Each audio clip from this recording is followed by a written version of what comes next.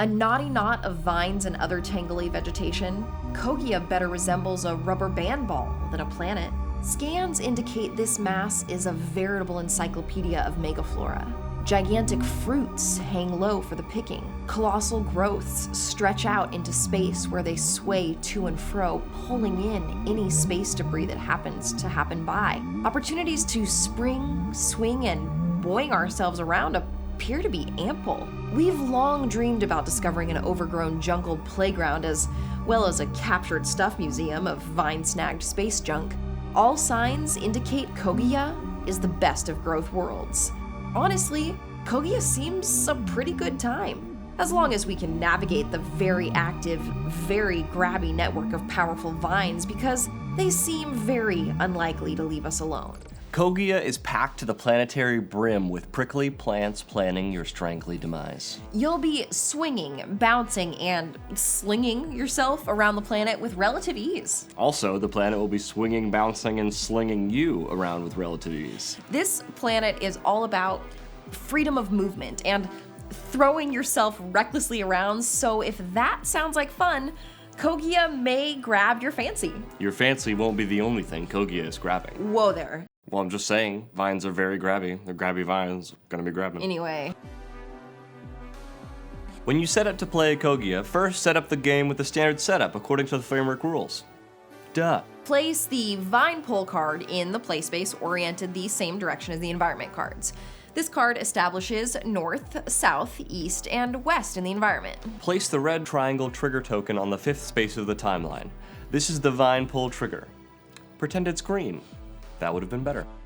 There are two types of anomalies on Kogia, organic and inorganic. Separate them into two face-down piles in the area designated for anomalies. And that's setup. All right, let's look at what all these Kogia-y things are up to. Okay, discoveries.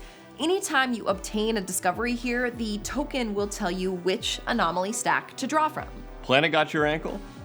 Well, you should probably check, because at any time you could be dragged away. This is the vine pole card. This is the vine pole trigger. It triggers when vines get all pulley. Whenever the time marker moves onto a vine pole trigger, each explorer must roll both discovery dice to discover how the vines will yank them around. Starting with the active explorer, and then working clockwise around the table. Each explorer rolls both dice, totals the result, and then resolves the associated effect. For example, if the purple player rolls a 2, then they are pulled by the vines north, in this case into the gurgling secretion pools. Since they have an organic discovery, it gets destroyed by the acid. If your roll results in a total of 4, you are placed exactly 2 movement away. If you roll a result that cannot be resolved, like say if you would be moved west but there's no west to be moved into, you instead gain a distress. You can use your free actions like breakthroughs to respond to explorers' vine pole results. So if someone had spent a power to use their reactive electrical vine clamp, they could have changed purple's roll to a 3, so that they were pulled south onto the macro coil canyon, where they can boing themselves to an even more desirable location. Continue around the table until each player has resolved a vine pull, and then play continues like normal. We know navigating the surface of Kogia can be a hassle, but we're happy to inform you that there is a twisting and interconnecting underground superhighway of vine tunnels that you can use to get around the planet faster. The only problem is how inconceivably complex the routes are, how undulating everything is, and how super lost you constantly are. Now luckily, Luna can use her sonar to map the underground network and help us. The symbols on the corners of each environment card represent an opening into the planet's vine tunnel network. Any 2 environment nodes that share a corner symbol are connected by a tunnel.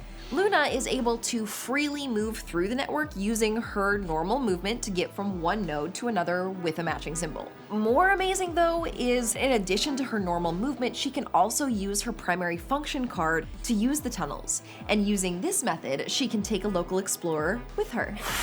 The vine tunnels completely ignore any node edge effects, but when entering effects still apply on your destination node. So now all there is to do is boing, swing, and tunnel crawl our way to continued existence. Space is hard.